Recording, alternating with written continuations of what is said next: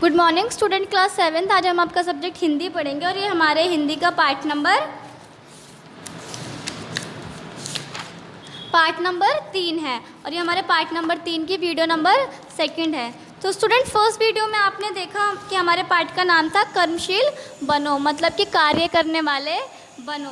इसमें यहाँ पे हमारे भाग्य को लेकर बात हो रही है, जिसमें लेखक कह रहे हैं कि भाग्य जैसा कुछ नहीं होता, हर चीज़ अपने कार्य से और अपने मेहनत से मिलती है। हम दूसरों की प्रगति और उन्नति को देखकर कहते थे कि ये मेहनत कर रहा, मतलब कि इसका भाग्य प्रबल है, भाग्य मजबूत है।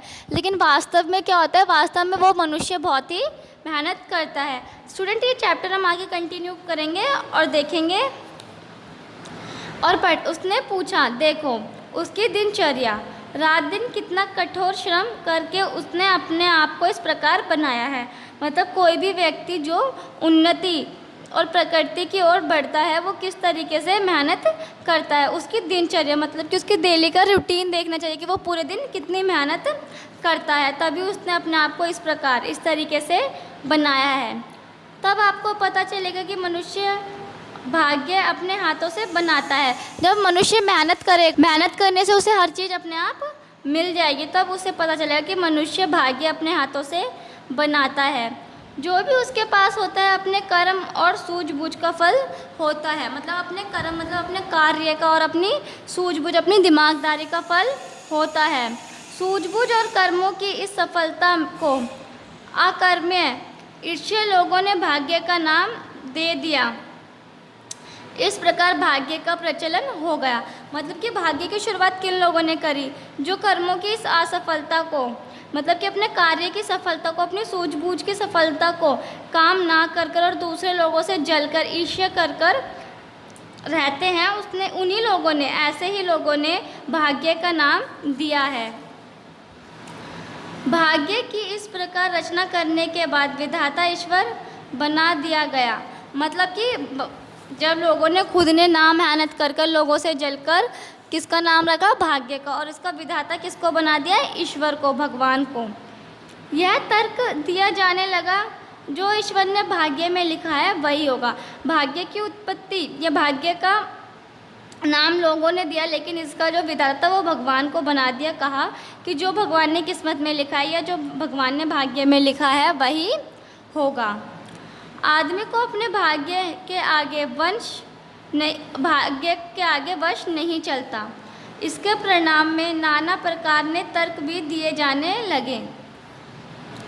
नए नए प्रकार के तर्क दिए जाने लगे। मतलब कि इसमें लिखा है कि जो भगवान ने हमारे भाग्य में लिख दिया, आदमी का मतलब कि इंसान का उसके आगे वश नहीं चल सकता। जो भाग्य में लिखा है वही होगा। और इसके भी कई कई नए नए प्रकार के तर्क, मतलब कि नए नए उदाहरण देने लगे। इस प्रकार भाग्य के नाम पर एक बहुत बड़ा वर्ग गुमराह कर दिया। मनुष्य ने भाग्य की बात कर अपना प्रगति पथ खुद अवरुद्ध कर लिया। मतलब कि इस प्रकार बहुत से लोगों ने एक इतना गुमराह कर दिया कि हर कोई इंसान ये आधी चीज़ें तो ये चीज़ सोचकर छोड़ देता है कि शायद वो उसके भाग्य में नहीं है। अपना प्रगति मतलब कि अपनी उन्नति का पथ खुद ही रोक लिया। यह भाग्य मनुष्य का सबसे बड़ा शत्रु है। भाग्य शब्द जो है इंसान का सबसे बड़ा शत्रु है, सबसे बड़ा दुश्मन है। हम अपने भाग्य को लेकर ही जीते रहते हैं और भाग्य के कई कार्य ऐसे होते हैं जो हम भाग्य के ऊपर नहीं कर पाते। भाग्य मनुष्य को कुछ नहीं करने देता, वह उसे अकर्म्य बना देता है।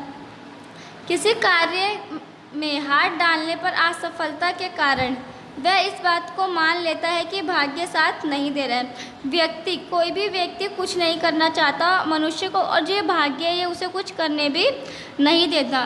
किसी भी कार्य मतलब कि कोई भी अगर कोई इंसान काम करता है और वो उसका सफल नहीं होता या बीच में ख़राब हो जाता, तो लोग क्या कहते हैं कि उसके भाग्य ने उसका साथ नहीं दिया, फिर उस काम में हाथ ही नहीं डालता। उस मनुष्य को तो ये लगता है कि मेरे भाग्य मेरा साथ नहीं दे रहा, तो मैं अब ये काम दोबारा नहीं करूँगा। बल्कि ऐसा होना चाहिए कि उस काम को उसे दोबारा और मेहनत से करना चाहिए। और जो गलतियाँ उसने पहले कार्य करते समय करी, दोबारा उस गलती को दोहराना नहीं चाहिए। भले ही उस सफलता के बावजूद उस काम में हाथ लगाए रहने पर सफलता निश्चित हो। चाहे अगर उसने जो गलतियाँ पहले कार्य में करी, अगर वो दोबारा कार्य में ना करे तो शायद उसे इतनी गलतियाँ ना हो और उसकी वो काम सफलता हो जाए। यहीं पर आदमी का सबसे बड़ा धोखा खाता है। हीरे की खोज के लिए एक आदमी ने थोड़ी सी ज़मीन ली। मतलब कि एक आदमी ने क्या करा, हीरे की खोज करने के लिए थोड़ी सी ज़मीन ले ली। काफ़ी खुदाई के बाद कुछ हाथ नहीं लगा तो उसने ज़मीन छोड़ दी। दूसरे ने वही ज़मीन ली। थोड़ा सा और खोदने पर उसे एक बड़ा हीरा मिल गया। क्या कहेंगे आप इसे? भाग्य। मतलब कि एक आदमी ने थोड़ी सी ज़मीन ली, बहुत खोदा उसे, लेकिन उसे लगा कि इसमें हीरा नहीं है तो छोड़ दिया। दूसरे व्यक्ति ने उसे थोड़ा सा ही खोदा तो उसे हीरा मिल गया। तो क्या उसके भाग्य में हीरा था? अगर वो पहला व्यक्ति और थोड़ा खोदता तो हीरा उसे भी मिल जाता। पहले वाला ठेकेदार अपने आलस्य, अपनी आक्रामकता, अपनी हड़बड़ी पर इसे भाग्य की संज्ञा दे पर्दा डाल दे। मतलब कि जो पहला ठेकेदार था, जो पहले मतलब कि पहले ज़मीन खोद रहा था, वो ये भी कह सकता अगर वो और थोड़ी मेहनत करता, अपनी सूझबूझ से उस ज़मीन को पूरा खोदता तो शायद उसे हीरा मिल जाता। लेकिन जब उसे हीरा नहीं मिला तो उसने अपने आलस को भाग्य का नाम दे दिया। तकदीर में नहीं था तो कैसे मिलता? उसमें कहा गया है कि तकदीर में, उसने कहा कि जब तकदीर में ही नहीं था तो मिलता कैसे? जिसकी तकदीर में था उसे मिला। तो इसमें क्या कहा, फिर भी भाग्य पे ही बात डाल दी कि जब मेरे भाग्य में नहीं था तो मुझे कैसे मिलता? जिसके भाग्य में था उसे मिल गया। इस प्रकार की धारणाएं केवल निर्बल मन और श्रम तथा संकल्प से डरने वाले लोग क्या करते हैं? ऐसी जो कामना जैसी धारणाएं वो कौन करते हैं? जो मेहनत करने से डरते हैं। भाग्य वास्तव में एक धोखा और अपनी असफलता पर पर्दा डालने का एक बहाना मात्र है। मतलब कि कोई भी काम पे अगर आप गलती हो गई या कोई भी काम में आप असफल हो गए तो भाग्य एक ऐसी चीज़ है जो उसका बहाना है और आप अपने गलतियों पर, अपने नाकामयाबी पर पर्दा डाल सकते हैं। भाग्य की बात पर विश्वास करने की सलाह मैं कभी नहीं दे सकता हूँ। मतलब कि भाग्य के ऊपर कभी विश्वास नहीं करना चाहिए। हीरे के मामले में पहले का निराशा हो जाना, असफलता का सत्य मान लेना, अपने श्रम से मुंह चुराना उसका हानि का कारण बन गया। मतलब कि अगर वो हीरे में अगर थोड़ी और मेहनत करता हीरा ढूंढने के लिए तो वो सफल हो जाता, लेकिन असफल होने के कारण है मुंह चुराने का, मतलब कि उस काम से मेहनत ना करने का कारण उसे बहुत भारी पड़ गया।